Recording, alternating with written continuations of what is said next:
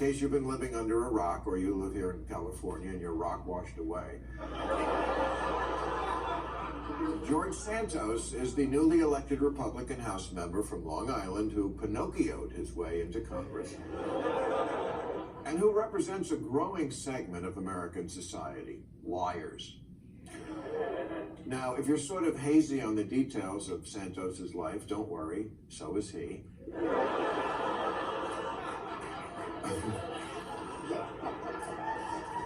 When they film his biography, it'll start with, based on a false story.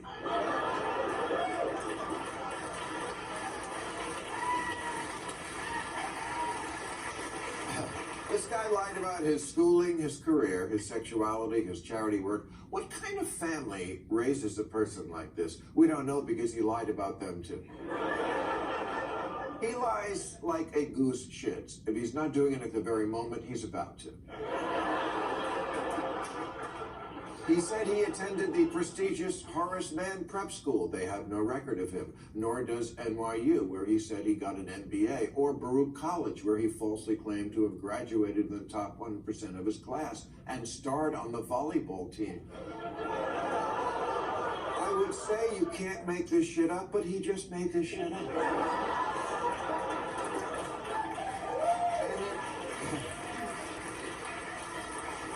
And it raises a lot of questions, starting with, if you're gonna lie, why volleyball?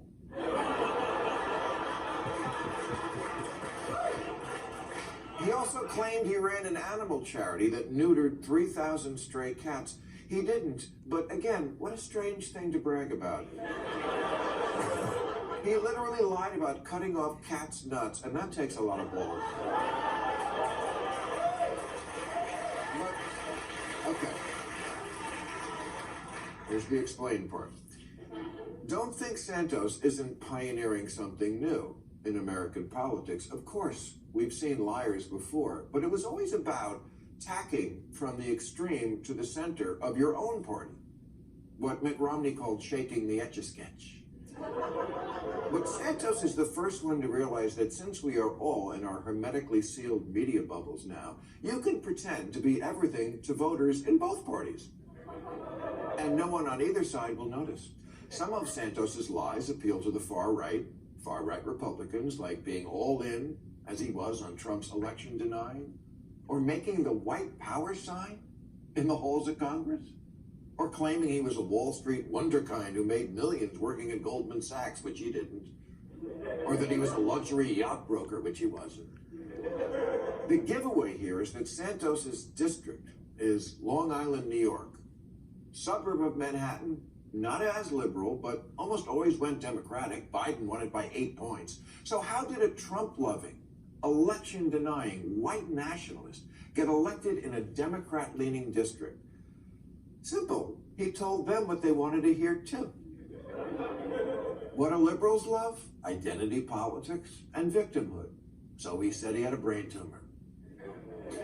And he was one of the first New Yorkers hospitalized for COVID.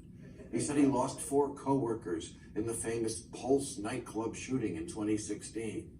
He's from Brazil, which is overwhelmingly Catholic, but when he ran in New York, he said he was Jewish. And in fact, his grandparents fled Ukraine to escape the Nazis. That's right, his Jewish Ukrainian forefathers escaped the Holocaust by being born Catholic in Brazil.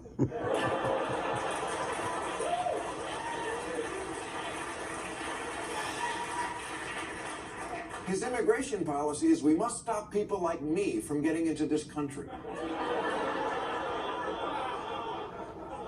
Also, he claims to be half black.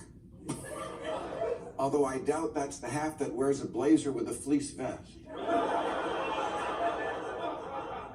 Oh, and he's gay. Of course. Or at least he is, since he divorced the woman he was married to 2 weeks before the campaign started. Oh yes, George knows where the sweet spots are with Democrats too. He once said, "I'm very much gay." What does that mean, very much gay? You have a blue check mark on Grindr?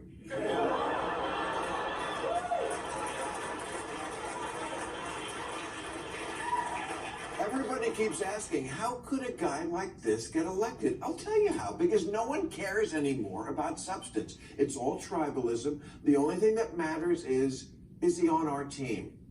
Is he doing our shtick? Santos is just the first one to realize you could do both sides shtick and get away with it because people have completely tuned out anything that doesn't already fit their narrative. Republicans love a winner, and Democrats love someone whose life story makes you want to kill yourself.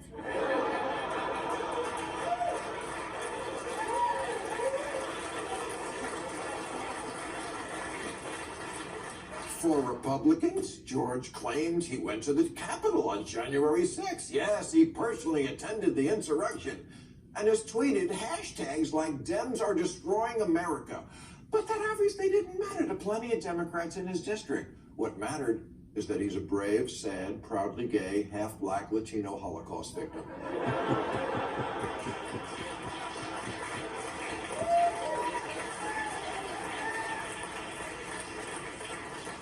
With a brain tumor. Vote for him. I'm surprised they didn't have him host the Oscars.